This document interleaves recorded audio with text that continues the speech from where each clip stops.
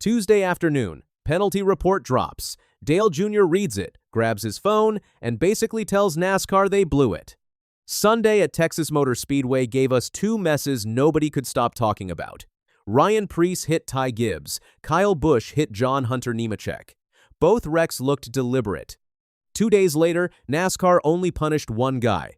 Preece. Busch got nothing. Not a fine, not a point taken, nothing at all. Back up to lap 1 though. The Preece and Gibbs feud started cooking late in stage 1. Gibbs dove underneath Preece going into turn 1, with a move Preece thought was way too aggressive. Preece grabbed his radio and started letting his team have it. Under a yellow flag, he said, "What a expletive idiot that kid is. He is so lucky his car is so expletive fast." Then came the words that ended up costing him $50,000. Preece said, "All right, when I get to that 54, I'm done with him." He kept venting. He told his team, "I can't stand when idiots like him have fast race cars that they can do stupid expletive and get away with it." Lap 101. Preece got behind Gibbs and stayed full on the gas, right into the back of him, while Gibbs was rolling down the track clean through turns 3 and 4. Gibbs went straight to the wall. His race was done. He finished 36th. Preece came home 14th. The funny part? Right after the contact, Preece told his team on the radio that he never even touched Gibbs. Replay said otherwise. Shane Van Gisbergen was running right behind them and said Preece just full throttled him. Even Gibbs himself jumped on social media after the race and posted, at least he is honest. Brutal. 2 laps before the checkers, Busch caught Nemechek on the backstretch and put both of them in the wall. Busch never lifted. They got to turn 3 and he hit Nemechek again way harder this time, right in the side. Nemechek went spinning into the wall. If NASCAR had not thrown that caution flag the second they did, this thing could have turned into a disaster. Busch finished 20th. Nemechek finished 21st. Most folks watching at home thought Busch's wreck looked nastier than Preece's, by a lot. Tuesday's report came out and it was a one-sided beating. Preece got 25 points docked and a $50,000 fine. He dropped from 12th to 13th in the standings. His cushion above the playoff cut line went from 63 points down to 38. That is a giant chunk to lose right before a road course race at Watkins Glen on May 10. Busch, untouched. NASCAR did not take a single thing from him. Dale Jr. could not let that go. In a video posted by Dirty Mo Media, he reacted while the news was still fresh. He said, "Just seeing the news that was dropped about NASCAR penalizing Ryan Preece for what he did Sunday during the race, no penalty for Kyle Busch. We put out a video on our thoughts on that.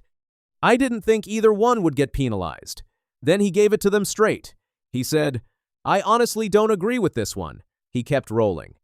He added, "I think if you're not going to penalize Kyle, which I didn't think they would, I don't think you can penalize Preece." And then this. Junior said, "I'm really surprised by this decision. Man, I guess I'll see what everyone else thinks, because this is a doozy." Junior already had a hunch about why NASCAR ruled the way they did. He said, "But, having not read a ton into the Preece penalty, I'm going to assume it was because he all but admitted to what he was going to do. He nailed it." NASCAR went on their own podcast, Hauler Talk, and explained the whole thing. Mike Ford, the vice president of race communications, walked everybody through it. About Preece, Ford said, "He said what he said, and then he did what he said. And so, in our view, it was intentionally wrecking another vehicle." NASCAR even pointed back to Denny Hamlin's 2023 penalty. Hamlin admitted on his podcast that he wrecked Ross Chastain at Phoenix on purpose. Same exact penalty back then, 25 points, $50,000. But Junior's real point cuts deeper. Most fans and most reporters thought Busch's hit was rougher than what Preece did. The only real difference between the two? Busch said he didn't mean it. Preece basically told the entire NASCAR world on the radio that he did mean it. Junior pointed out that Preece could have used the exact same defense Busch used. He could have said the number 54 cut him off too close. He could have denied it just as easy, maybe even easier. He just chose to be honest about being mad, and that honesty cost him $50,000. Ford explained the Busch decision too. He talked about SMT data, which is all the computer information coming off the car. Elton Sawyer, NASCAR's vice president of competition, looked at it and saw something pretty important. After Busch's first contact with Nemechek, Busch was holding his steering wheel all the way to the left just to drive in a straight line. That meant the car had real damage from that first hit. Ford said it was inconclusive on if that was a damaged vehicle that caused Busch to get into Nemechek or if it was intentional. Ford also pointed out that Busch never said anything ugly about Nemechek on the radio before the contact. He said there was no audio that came out that said, "I'm going to wreck the 42," and then he wrecked the 42.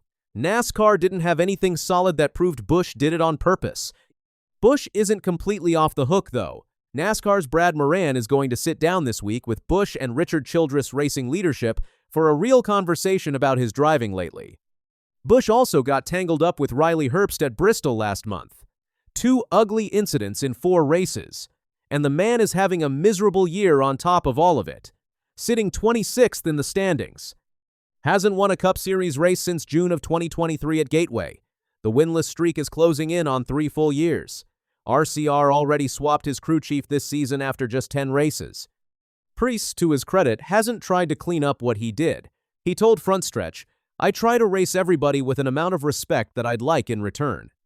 When you don't do that, I'm not going to cut you a break."